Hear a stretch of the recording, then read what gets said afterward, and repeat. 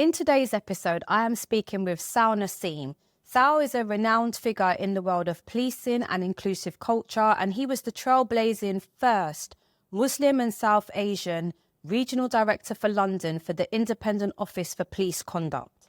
He's achieved remarkable recognition, and I don't want to say too much in this intro because I know that in our conversation, Sal unpacks so much. He really talks about how to lead inclusively, how to change cultures. He talks about values-led leadership. He speaks about what it can feel like when you're the only one. But most importantly, I hope what you gain, if you don't know Sal, where have you been? Because Sal has over 33,000 followers on LinkedIn. And actually, he had launched his newsletter, Find Your True North, earlier this year. And I think he tells you how many thousands of subscribers he achieved in the first week. I'm not surprised by that because, as I said, Sal really, really, truly embodies brave leadership in action.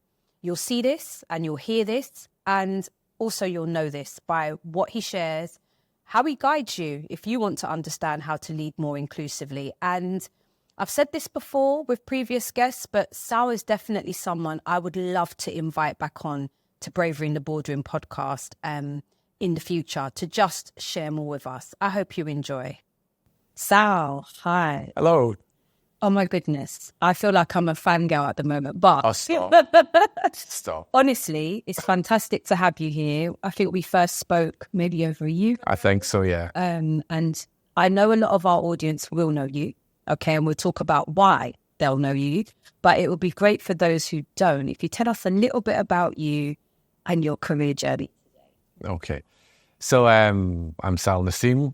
If you think there's something funny going on with this accent, it's because I'm Scottish, so the audio is absolutely fine on the video. I'm basically a public servant that has ended up with a seat at the table very late in my career and has done his best to try and drive change in the systems that I worked in. So I spent a long time in the civil service and spent the best part of a decade investigating police misconduct at the Independent Office of Police Conduct, where I ended up as Director for London and had oversight of the Met Police. We can go into that. And I've done a number of other things, all about trying to kind of engender systemic change, whether that's in the public sector, but also looking at charities and some ambassadorship stuff as well, and having wonderful opportunities like this, Monique, to chat to you. Oh my goodness. You know what? I know there's so much to unpack. I hope I can get through it all. I have a feeling that I'm going to need to invite you back, but we'll try. And just, before we kick off, genuinely, I know we, by coincidence, met face-to-face a few weeks ago. Yeah, we did. And the first thing I did was to thank you because actually, when we see activists like yourself, and I want to call you an activist, when we see activists like yourself and what you're trying to drive for other people, I think we can be in awe. But actually also what's important to me is to say thank you because you don't have to do it, right? You don't have to do it. And I call that out because I describe you as a brave leader in action. If we really want to understand what brave leadership in action and what bravery in the boardroom or at senior level looks like, I really feel that you embody that. And I know that's why so many people want to learn from you, want to listen. But yeah, my thing first and foremost is to say thank you because you just don't have to do it and you do. And that means so much. Well, thank you. I struggle with that though, because I don't think I do anything. I don't think I do anything like different or remarkable. I suppose I'm at a stage in my life where, that throughput between who I am and how I express myself is totally consistent. And the fact that resonates with anybody is a remarkable thing to me. But thank you. It resonates with many. So before I start to unpack a little bit more, so as I said, I'm so intrigued myself, right? This is going to be an episode I listen back to as well. How would you describe your leadership style? Oh, in 3 words. Values-led leadership. That's me. Values-led leadership. It's something I speak about frequently. It's something I'm pretty evangelical about, because I think if you can embody that in the truest sense, and we don't see enough of it in leadership, then it would go some way to improving the experience of everybody in organizational settings. Forget organizational settings, let's talk about a societal level, where you look at some of the public leadership in public life, and maybe we're reflecting on some of the differences we're seeing very recently. People who are centered in their values and embody them and embed them in their leadership, they radiate that. They radiate that, and people are kind of drawn to them. And I think if more focus was put on that, I think it'd be quite transformational. And may I ask a follow-on question to that? Why do you think we don't see enough of it? What's your view on that? Because it's hard. It's really difficult. Because I think if you are values-led, there's no kind of disconnect between who you are and how you kind of lead. But I think very often what we find is how people kind of lead is very sometimes not aligned to who they are. And there can be various reasons for that. Various reasons. No judgment. But if you do lead with your values, then it means entering difficult spaces. It means entering difficult conversations. And it means popularity doesn't necessarily follow all the time.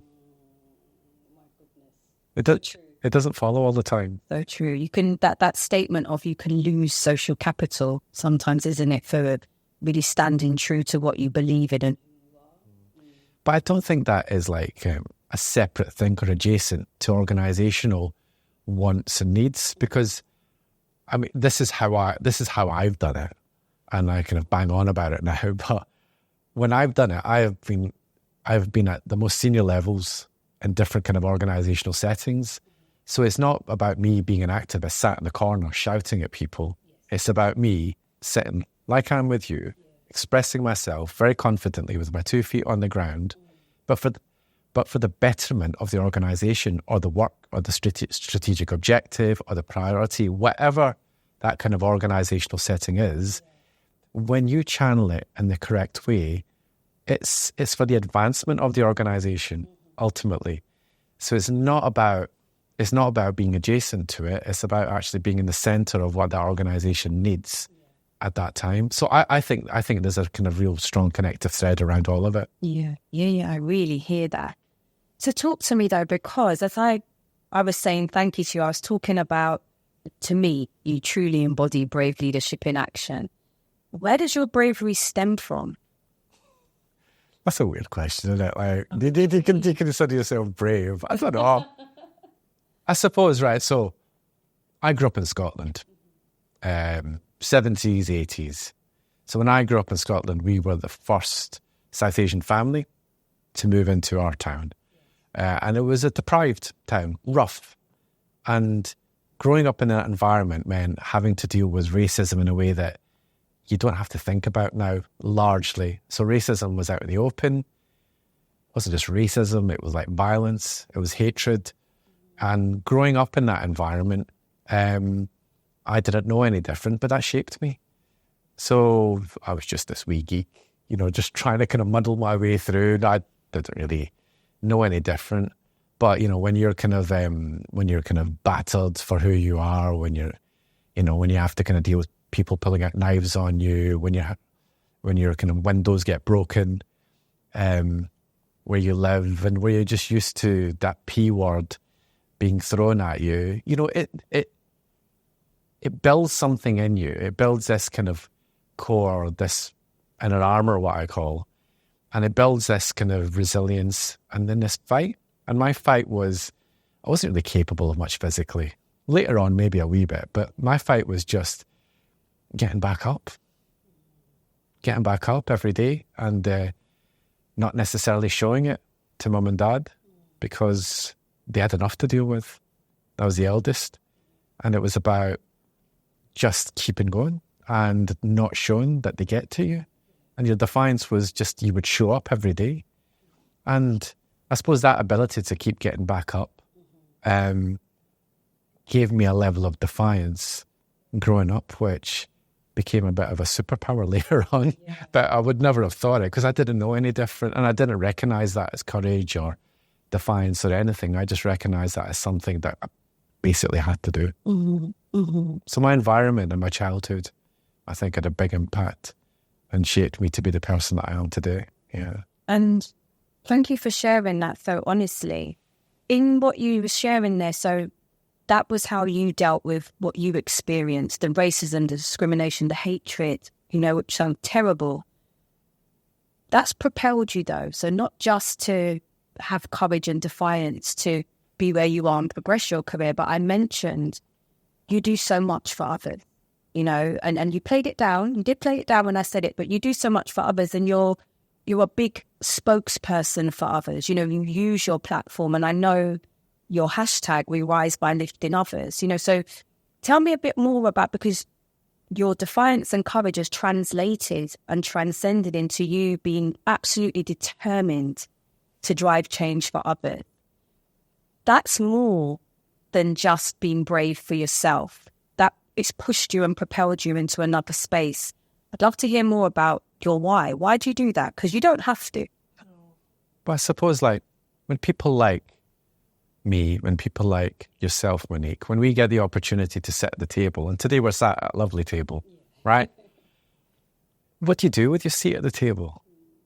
So, look, my purpose is my family and my faith, right? So that's what kind of centers me and drives me. And that fight has been the kind of vehicle that has allowed me to get to these spaces and even have this conversation with you today. But then we've seen also in public life, and we all know those people that when they get there, they pull the ladder back up. They don't just pull the ladder back up, they then break it, they burn it, and then they seal the opening. And I always struggled with that. I think some of the most difficult experiences actually I've had in the workplace have often been with people of colour. Because that environment, it creates this competitive, cutthroat edge, which, looking back at it, like in hindsight, you have you approach it with a bit more grace. You can understand actually it's the environment that creates that ecosystem where people think you've got to stab each other in the back, or you've got to do this, or you've got to do that. So, whatever. But when you get there, I just never felt that was enough. So for me, it's always been about, what can you do to send the ladder back down? And I think it's something that people from all minoritized backgrounds, they carry that extra load, that extra invisible backpack. And we do that whether you're a person of colour, whether it's about sexuality, whatever it is. If you're in the kind of minority and you get there, I've noticed people can't take that kind of ownership. And I just think I'm one of those people that has done what everybody else does, but maybe mine has been maybe a tiny bit more visible just because of social media. So some of the things that I do, like with charities or kind of mentoring, and it's a hard balance, isn't it? I use social media to kind of put my voice there, but I'm very conscious of the performative stuff as well. So I tend to keep most of the stuff away from there.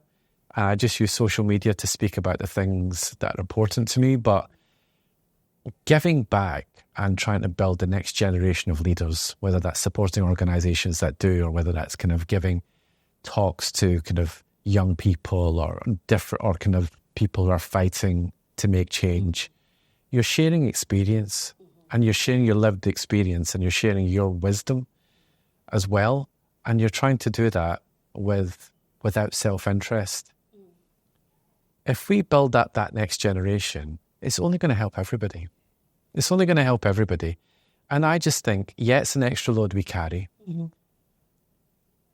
Some of us recognise what we've got to do, and we try our best to do that.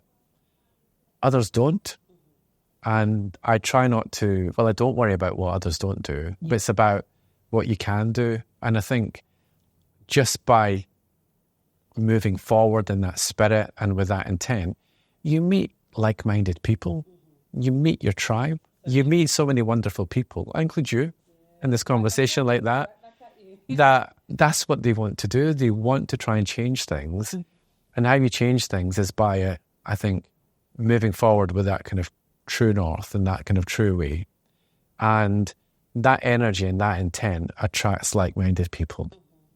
And I think if everybody just had that focus about making things 1% better, just 1%, Well, those percentages would add up, wouldn't they? And oh my goodness, what you've just shared there is gold. If anyone wants to really understand what can I do, how you've just broken that down. I'm going to circle back in a moment, but how you've just broken that down, literally, we've all got something that we can do and that we can offer, and the importance. It's what I heard from you there. Why? What can you do? Let's all step forward and take that small step, because collectively it will build momentum. I'm going to circle back because you said, yes, you use your platform on social media and you share your insights. I just want to call out for anyone who doesn't know, Sal has over 33,000 followers on the LinkedIn platform. So this isn't a small set of people that you're influencing. And what I noticed though, because we were talking before we started recording, didn't we, about performative behaviour? Yeah. And you just mentioned it. But what I would say is what I always notice about when you post is the type of comments and engagement you get. This isn't just, yeah, I agree with what you said. This is people saying, actually, you really are. This resonates with me so much. This is galvanizing me. This is inspiring me. I feel heard.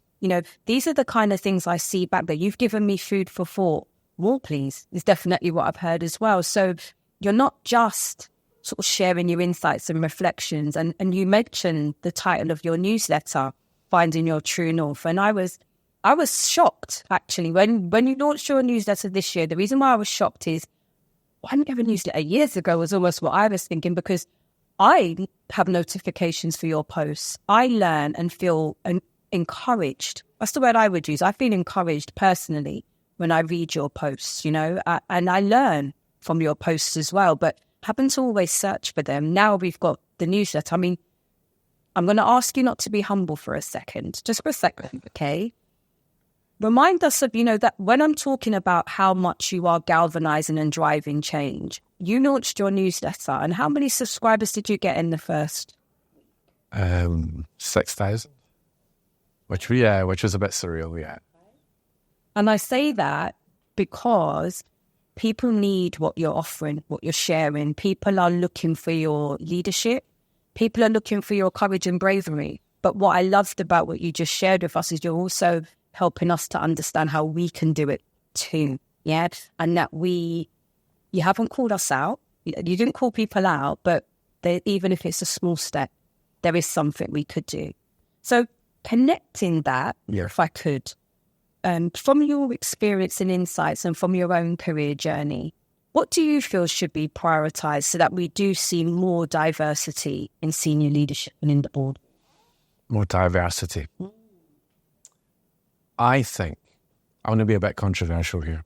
So I don't think diversity by itself is enough. We can see that from public life very recently, where we had real diversity in the former government, but there wasn't representation.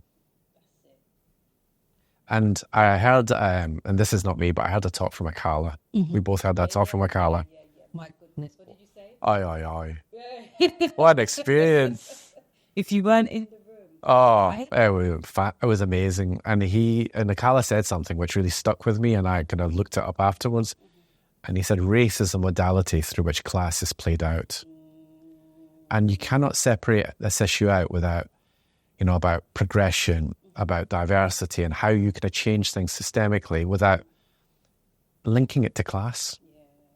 And that's the missing piece of the puzzle sometimes. So in terms of how you kind of break through with that diversity thing, this stuff, Monique, you talk about kind of de-biasing processes, systems, breaking through some of that group thing. You've got to do it at a systemic level. If you're looking at just one individual trying to kind of change things in organizations, it doesn't work. People get burnt out. It doesn't work. So any kind of approach, how to kind of improve the throughput of different people who think differently into these structures, which involves these tables where key decisions are made, means systemic solutions, which means you've got to look at organizational processes. Are they de-biased? Are they things which are going to help that pipeline? You've got to look at the pipeline that's coming into organizations. Talent is there. The talent's there. We're becoming an increasingly diverse country. But do boardrooms, because this is what it's about boardroom and the bravery, do they reflect the representative diversity of this country? They don't. But if you look at diversity in itself,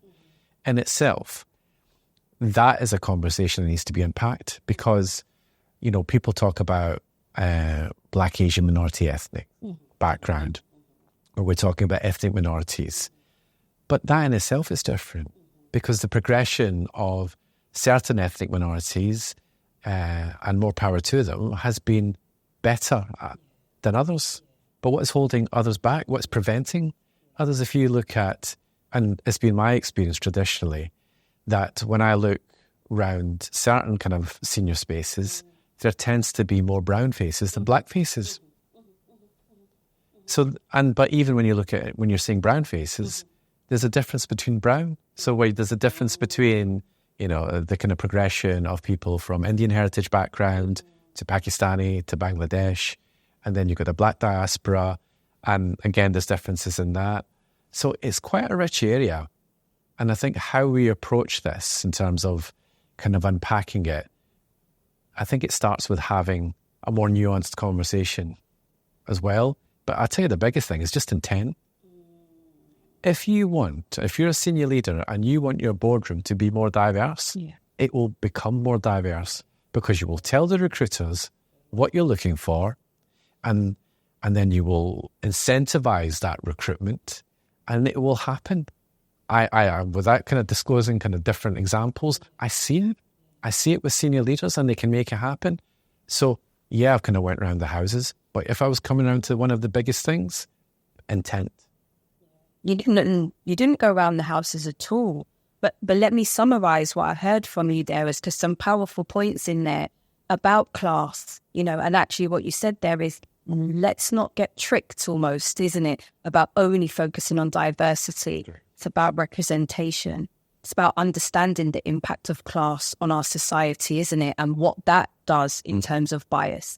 About looking at things from a systemic perspective, and not expecting one individual, not expecting your sole head of EDI with no resource to be able to make these kind of monumental changes, and actually seeing colleagues getting quite burnt out, because that's what they're left holding that baby, aren't they? And expected to work magic. And I heard you say, actually, the biggest thing that's most important is intent. You know, if you set your intent and you are focused on this as a board, as a CEO, as a chair, you will make progress to making that happen, is what I heard you say there. So actually, some very clear and hard-hitting messages, but that's what we're here for, isn't it? We want our listeners to be able to learn, to be inspired, but also to be challenged. And I love the challenge that you're bringing in what you're unpacking here in the conversation. So thank you. Thank you. There was one other thing, and I think it just relates to that point. You mentioned, you know, this kind of idea of head of diversity, equity and inclusion. And a lot of time, you know, people from kind of minoritized backgrounds, they get these kind of really difficult roles. And I call it the superhero fallacy, which is, you know, you kind of get it and you take all this stuff on board and you drive it forward. But unless you're from the Marvel universe, right, you're gonna get burnt out. But a lot of people do it. They accept the responsibility, and I've been in that position in the past as well. And you take it on, and you drive, but it has its limits. And I think what we need to do, if we're talking about things systemically, is we just need to be more mindful of that. You called it out exactly right. Things that aren't resourced properly. So if people are kind of looking at these positions in their career journey and trying to kind of get to these boardroom positions and whatever it is, they just need to be mindful of that issue, of that risk, you know, about that, how much they want to do versus how much can they actually do, and the potential cost as well. It's not to say you don't take these things on, but it's just about having that awareness, and then, you know, being a bit more kind of strategic in your asks as well, and the opportunities and how you're going to navigate through that, because I see it myself, and I'd be interested to know what you think. too many people end up saying these two words. I'm exhausted. Yes. This is such a hot topic for me at the moment. And touching on, just picking up on what you were saying there, I think there is something about, we know why we want to get into senior leadership roles where I can affect change, right? It's where my talent will be recognised. It's where I can really make a difference. But as you say, there is such a trend now where organisations are bringing in diversity into those EDI, senior leadership roles, those inclusion roles, and they're not resourced properly, okay? Two things I would say here very openly. Neither of us held an EDI brief when we were working at very senior level. No. Yes, I was a champion for it, but I didn't hold that brief. That wasn't what I was brought into the boardroom for. I came into the boardroom on my expertise of strategy and transformation. Started off with transformation, actually, and then the strategy brief. And I think there is I think what we're giving here is a word of caution, isn't it?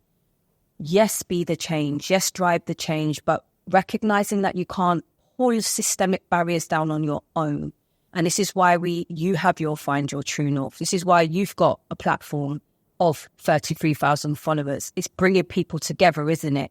It's encouraging, it's energizing on a wider scale. It's why we have the Bravery in the Boardroom movement. I so believe in the power of movement, bringing people together, because coming together, we can topple. We can topple those barriers, but we have to put our energy together and we have to support each other. And I think it's just such an important message. If you are listening to this, I think I would say, and I know we spoke about this a couple of weeks ago, didn't we? When you are working in a senior leadership role, it can feel really isolating.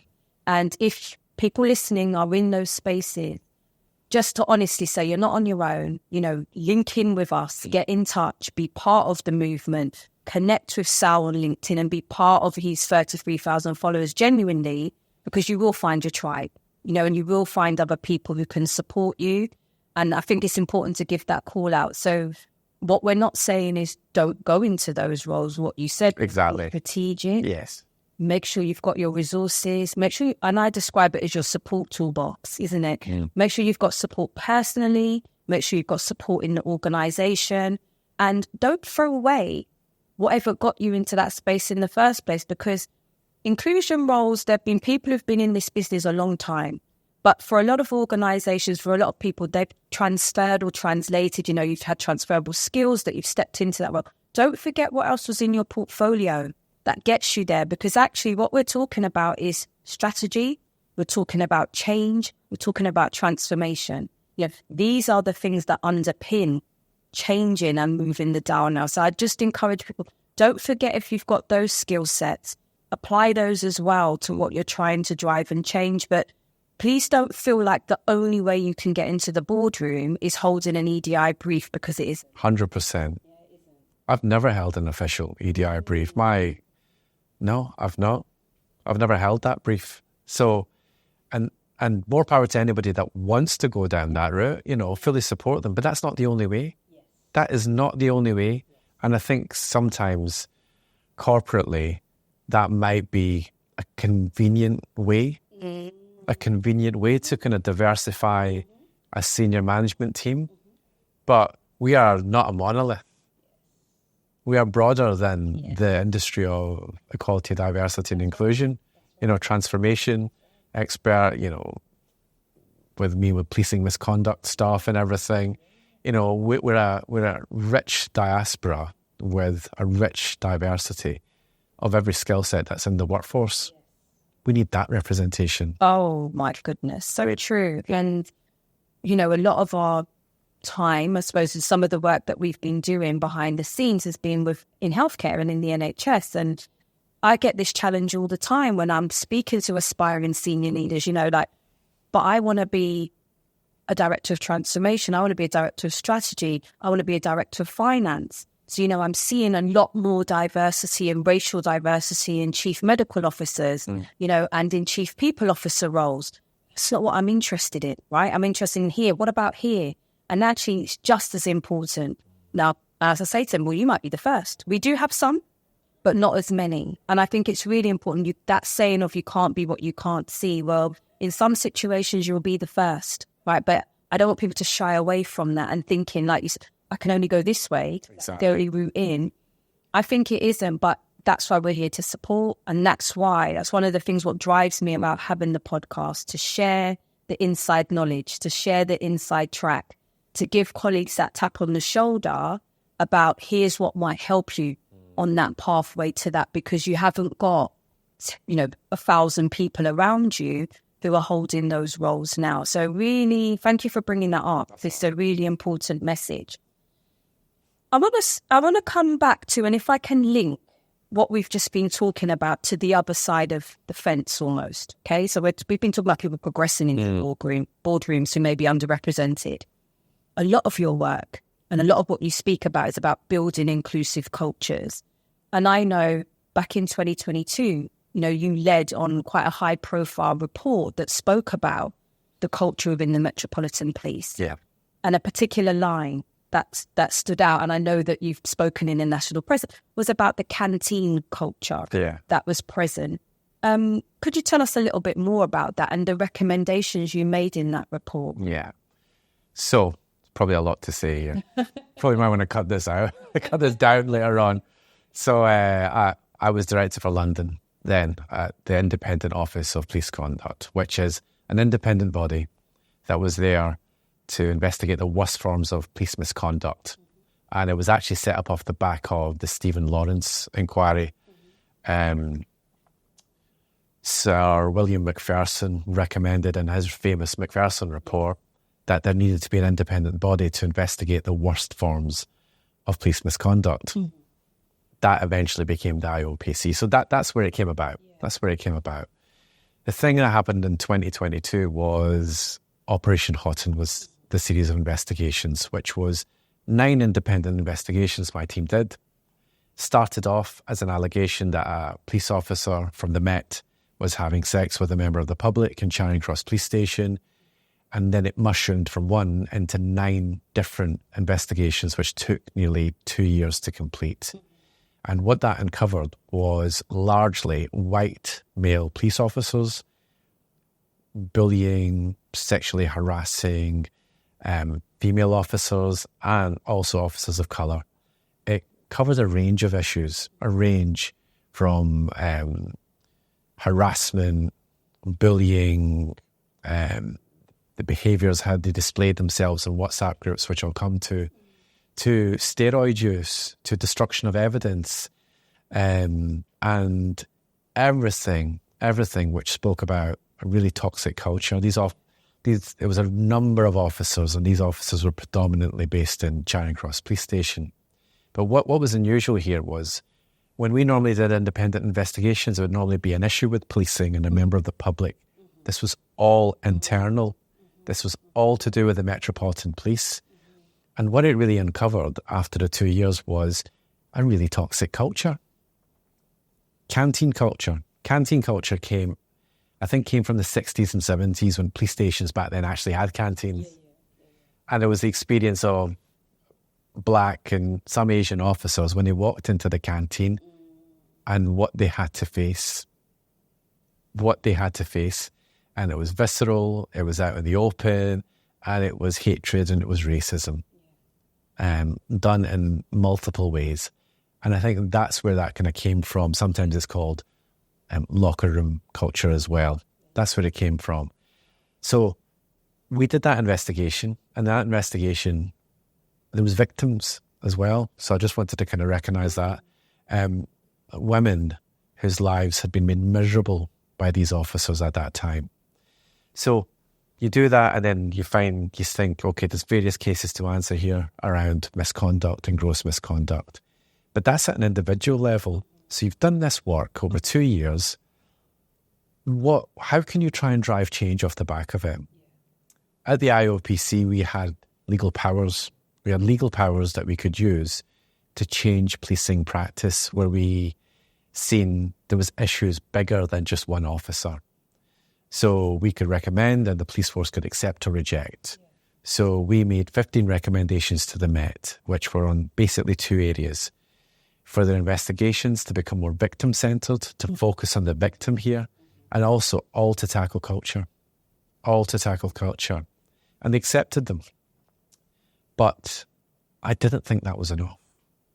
So me and my team we thought, what else can we do? Because, look, likes of yourself, Monique, you will have your own lived experience of racism and also what it's like to be a woman and what misogyny looks and feels like.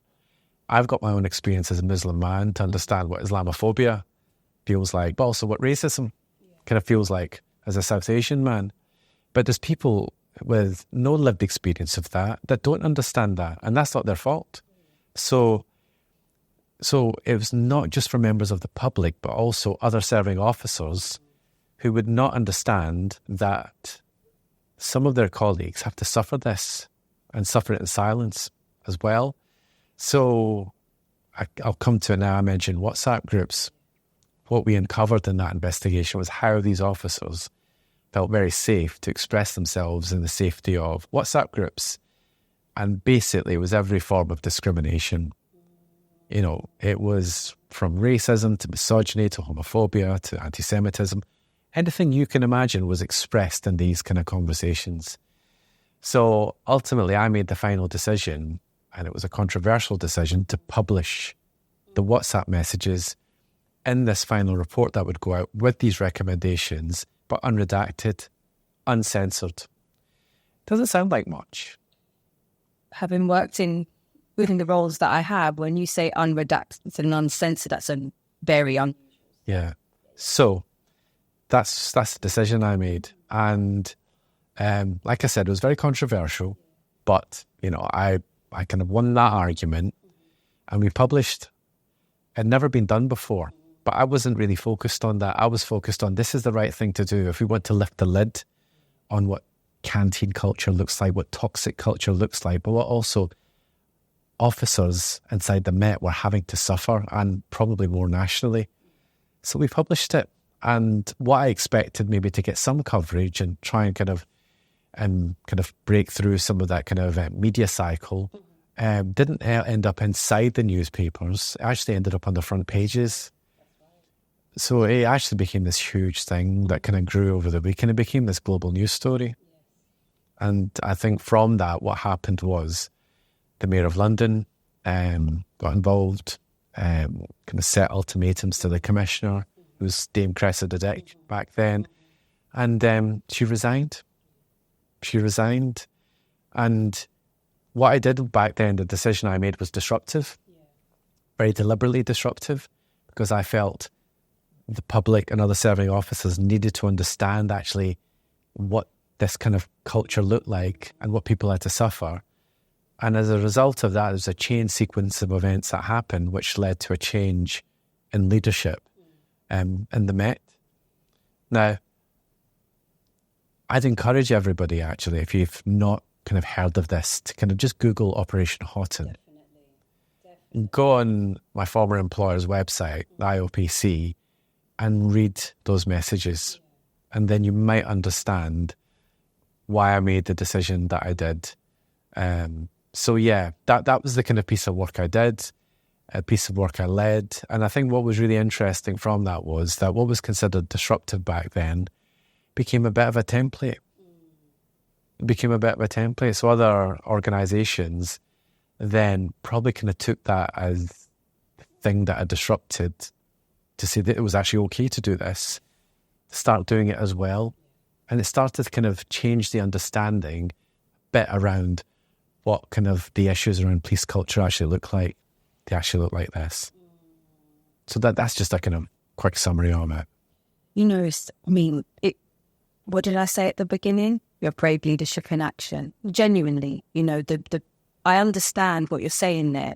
Your morals and your values drove you to make that decision. And you know, that's why you did it. But took a massive amount of bravery to do that. But in you doing that, as you said, you set a precedent that's enabled others to feel brave enough to do the same, you know, and that's why I said it before. We need brave leaders like you who are willing to disrupt the system and to actually really get to the core. That's what I heard here in that investigation that happened. It really tried to get to the core of the behaviours that were unacceptable and to, as you say, raise awareness on this isn't a couple of minor incidents over there. These were deep systemic behaviours and the canteen culture that you described. Now, of course, we're aware that that may not be the organisation that, if there's a senior leader listening to this, the organisation that you run, the organisations that you work with, the system or industry that you work in, the discrimination or the behaviours or the culture may not be as widespreadly toxic as what you've just described. But I think it's really also important to call out about the level of behaviours that you allow, even on a minor scale, the impact that they can have. And when people feel that it's okay to behave like this, that's what you witnessed in what was uncovered in those WhatsApp messages, isn't it? This can start from one person and it grows and it grows and it builds and it builds. And then you have got a whole cohort of people behaving in a way quite openly that they think is okay and doesn't have any detriment to the public that they're meant to be serving. So I think there's a really important message there. And absolutely, if you, as you said, Sal, if you haven't read the report, read it. But I think there's so much education and advice in the recommendations of that report that stand true now. And like I said, stand true across any industry and across society as a whole. So massive piece of work and massively high profile as well, actually. It was a bit surreal. It was a bit surreal. I ended up doing like a week's worth of media. Face for radio and all that, Monique, right? face for radio, but I ended up doing a huge amount of media. So I was on like Good Morning Britain. I think I did everything actually that week. It was all a blur. I don't remember everything I did, but I do remember thinking every day, right, what have we got? I'll go on everything. Yeah. Because when you create an opportunity, it goes for everything actually, but when you create that opportunity, and particularly in the system I was working, you've got to maximize it. And every media interview I did, I spoke about victims. This was not just people banter. This was not banter. There was victims, remarkable women whose lives had been made miserable by these officers at that time. So it's not about your desire to get in front of the camera, get your face on the telly. It's nothing about that. It's about saying the words in the way that they needed to be said so that people could actually understand these are the issues, and this is the consequences, and this is the change you need to see. And because of that motivation, every day was, worked with a really good media officer and said, right, what are we going to do? And it was just stamina just to get through that week and make sure that you're not perfect, because when you're in the media and you're doing that, people seize on a wrong word or they'll seize on a wrong phrase, and then it'll distract from your message. And the message here was, it was too important. It was too important because there were victims. There were victims inside policing. There were victims in every force that were suffering that. Victims, some that had the courage to come forward, some who just weren't able to come forward. But there was a significant issue in the Met, definitely, but that existed in every police force. It still does. I mean, when you say about it wasn't just about me getting in front of the camera, I mean, let's be honest. The work you did, leading that report, the decision about the WhatsApp messages, you, like I said, having a very active voice on social media and being a voice for many. I know you're targeted, and I know as a result of that, you're targeted. So actually, my question to you is, how do you cope with that? Because we've very much spoken about call to action, haven't we? And trying to encourage our listeners to be the change and step forward. But I also think it's important to be honest. Yeah, we are being brave about actually the target on your back gets bigger and bigger the more that you are standing up for others and speaking up for others. Yeah. How do you cope with that? I think my childhood shaped me, so I'm really resilient, and I'm not bothered. And that's not an act of stupidity. You'll get your social media trolls. Don't care.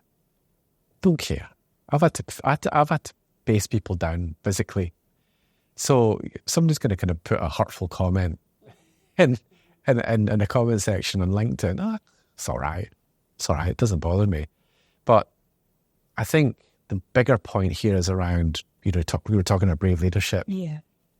When you're making controversial decisions and you're doing things which are unpopular, but you're doing them for the right reasons, that does create difficult situations. It does create targets on backs. It does. But when you're making those decisions, you're doing them when nobody's looking. You're doing them. That's where I think bravery exists. It happens when nobody's looking. You're doing it just for the right reason, even though that's the harder path to follow. And I think some of those challenges probably aren't spoken enough in leadership settings. What is it like to be a lonely leader?